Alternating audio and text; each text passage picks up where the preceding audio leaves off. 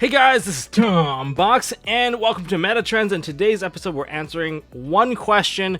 It's a question you guys all had on your mind. Do I play Nib, or do I play Kaiju, or do I play Lava Golem? Somebody's monster is going to get tributed, and you guys want to know why and which one.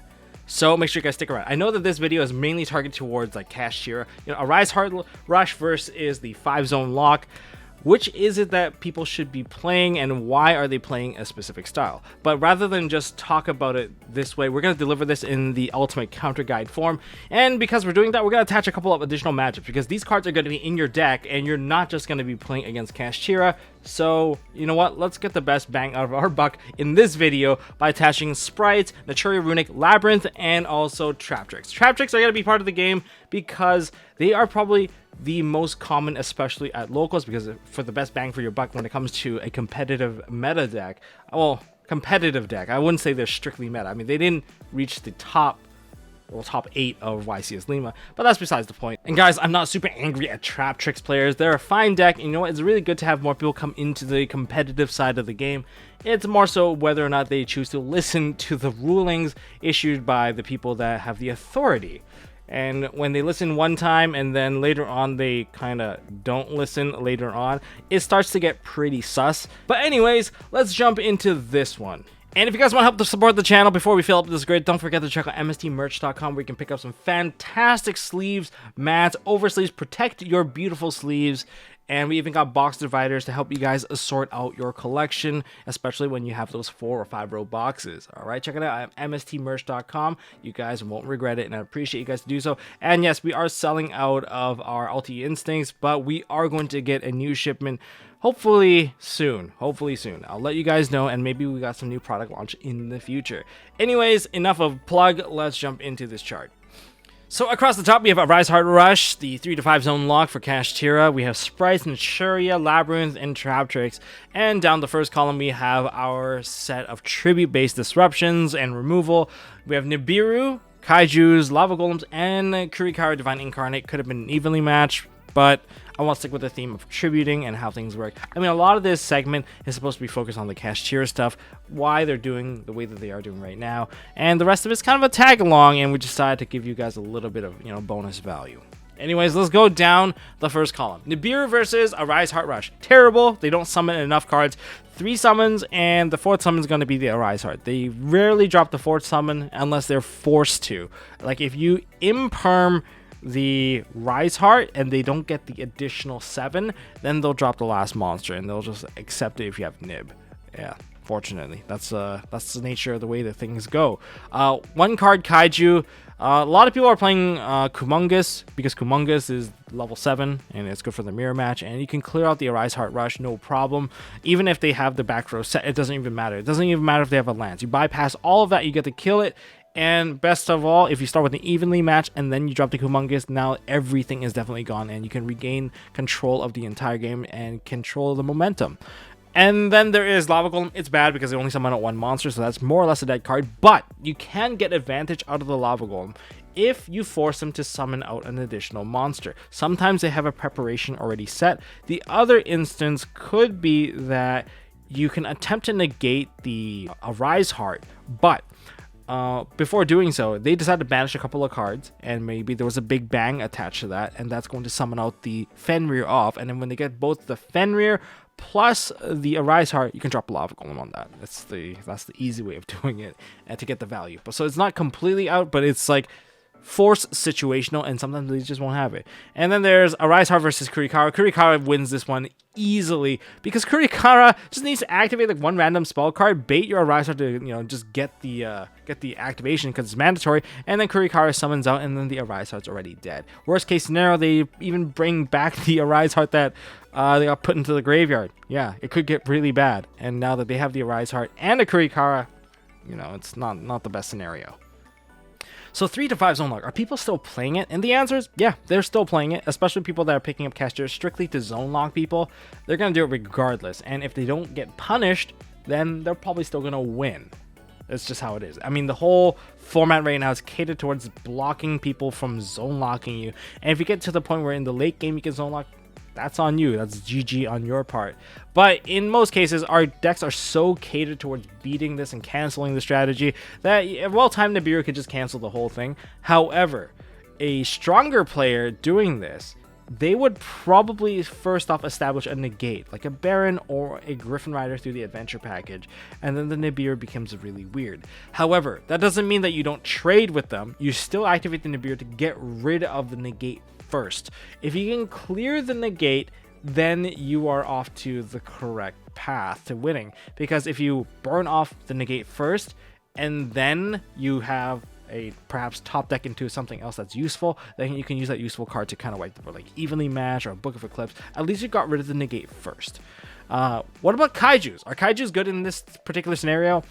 I would say it's only good for a 1-for-1. I mean, you can open up the game state, which would be getting rid of the Shangri-Era, but then you're still answering to, well, you need to answer the Arise-Heart that's on the field, and that thing's just ready to banish some of your cards. And not only that, if they checked your extract because they Diablosis'd you, they would know if you have an Arise-Heart or not. If they see that you don't have an Arise-Heart, you don't have like access to like a quick Zeus, they're going to activate that Shangri-Era and summon perhaps a Fenrir onto the board or a Unicorn onto the field, and that makes it even more problematic because now you have to deal with more disruption, and these are all very lethal, and you're still under Macrocosmos. So you have to really carefully choose which thing to hit. Should it be the Arise-Heart? Should it be the Shangri-Era? But if you don't want to make that decision, just play Lava Golem, hit both. Then you open up the game state for sure. But if they check that your extra deck, again, doesn't have the Arise-Heart or any sort of Kashtira follow-up, then you're probably going to eat into an additional monster, like a Fenrir. But it would be like Diablosis plus Fenrir. It's not too bad. It's probably still a little bit annoying, especially if there's Kashtira Birth on the field. But otherwise, no, it's a pretty free field to play against, unless they have like a lot of back row, which if they did 3s to 5 zone lock, they're likely not going to have a lot of back row. And then there's Kurikara. So Kurikara, it's only bad. Here's a bad scenario. You have to somehow force the Arise-Heart to activate by taking one of your cards.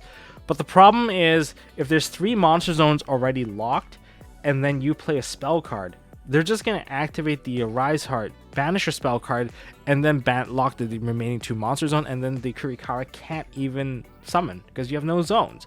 So that's one of the biggest limitations when it comes to that. But if you can somehow get the Arise-Heart to activate and the Shangri-Era to activate, Shangri is probably the easier one. Then Kurikara can do quite a bit of damage to that board, where you can get rid of the Arise-Heart and the Shangri, and then maybe later on revive the Arise-Heart back onto your side of the field. So yeah, that would be the 3 to 5 zone. As for sprites, Nibiru, they're Sprite red. I don't really need to say more than that. You have a 50-50 chance of running into a red, and if red's on there, Nibiru is probably not going to be dropping. A lot of people are chopping in both red and carrot as soon as they can, because evenly match is also a big part of the game right now. And if they can get into an early toad, they'll drop that early toad just like that. What about Kaijus? Kaijus still pretty good. I mean, you use the kill toad, IP, and you can even get rid of the negate. And once you get rid of the negate, you can follow it with a proper spell card, proper trap card. You could probably just wipe the board. Lava Golem has always been very, very good against Spright, and it's one of the cards that there's even when there was Spright Elf, it was one of the cards that was very difficult to kind of counter against.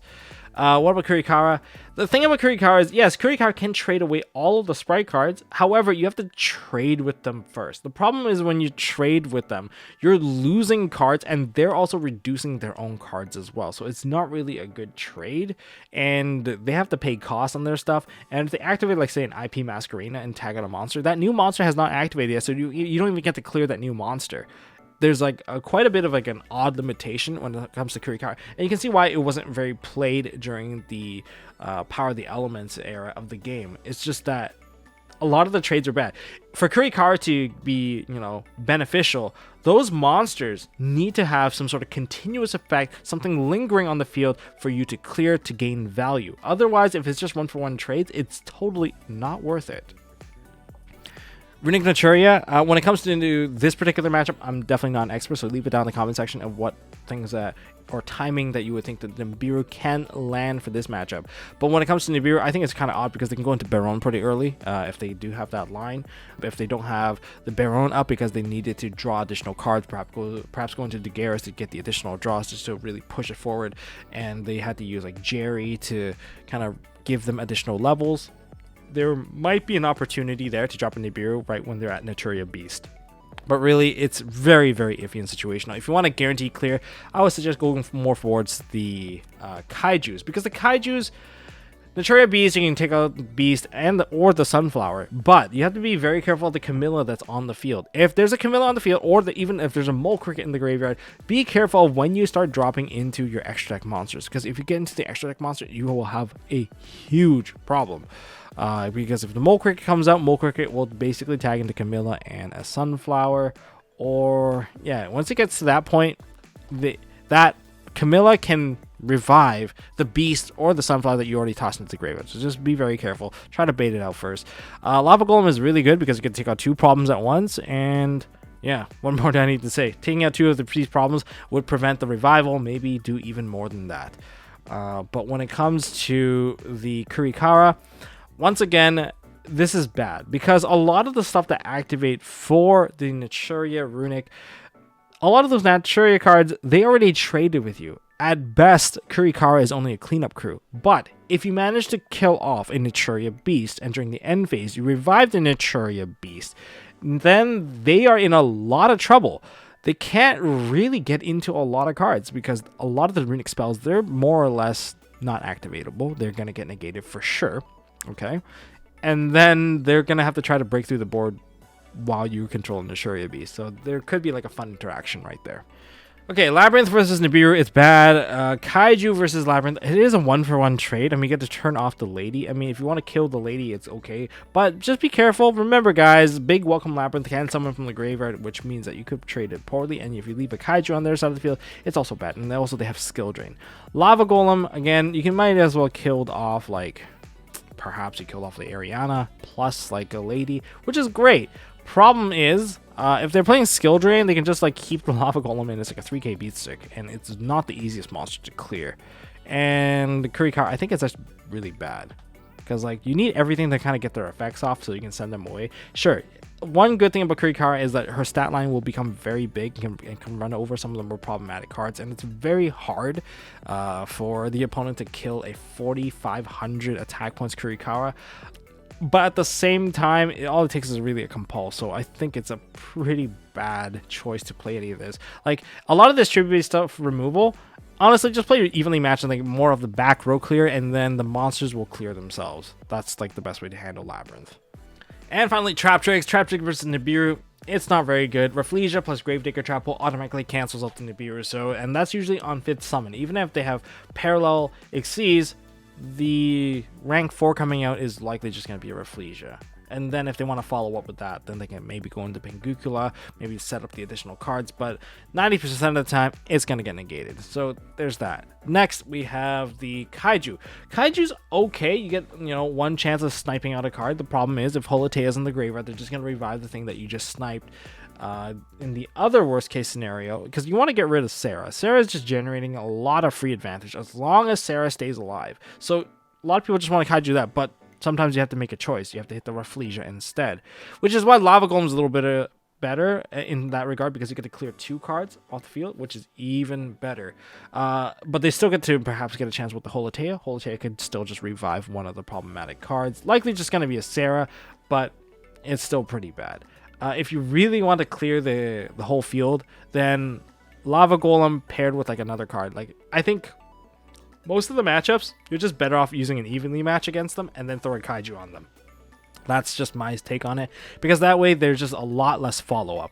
And as for Kurikara, again, you're trading poorly. Kurikara does not enjoy trading with players. They like to get rid of pressure monsters that like to stay on the field and, gain advantage to that. But if you're trading, like Sarah getting her pluses, Putika banishing your card, Rafflesia activating, well, you've already traded 3 cards, and now you're dropping a Kurikara. That's like 4 cards to clear a board, which they have already net plussed everything in general. It's just not worth it. So that's kind of the rundown of Kurikara. Honestly, just evenly matched, use some massive board wipe to clear the back row, and you're honestly better off. Of course, beware of using like, Feather Duster and stuff like that, because they could have an Arachno Kappa. Arachno Kappa will protect the back row at least once, and yeah, that's not going to be that great. So which of these tribute removals should we be using? Well, if you're dealing with a lot of Kashtira and locals, then Kurikara is probably going to put in the most amount of work, as it works for basically any of the versions. and the other one would be the Kaiju. Guaranteed removal of one card can open up enough of a game state for you, and it can deal with both versions of the opening play. If you're going to be talking about dealing with all the other matchups as well, if you got a more of a variety at the places that you're going to be playing at, then the Lava Golem is probably going to be my monster of choice. It's just so good to clear off 2 monsters without worrying about any sort of repercussion. Anyways, that's my take on this video. If you guys got your take, leave it down in the comment section. If you guys enjoyed this video, smash that thumbs up button, hit subscribe, ding that notification bell. Really appreciate you guys for checking it out. And you know what? I'll see you guys in the next one.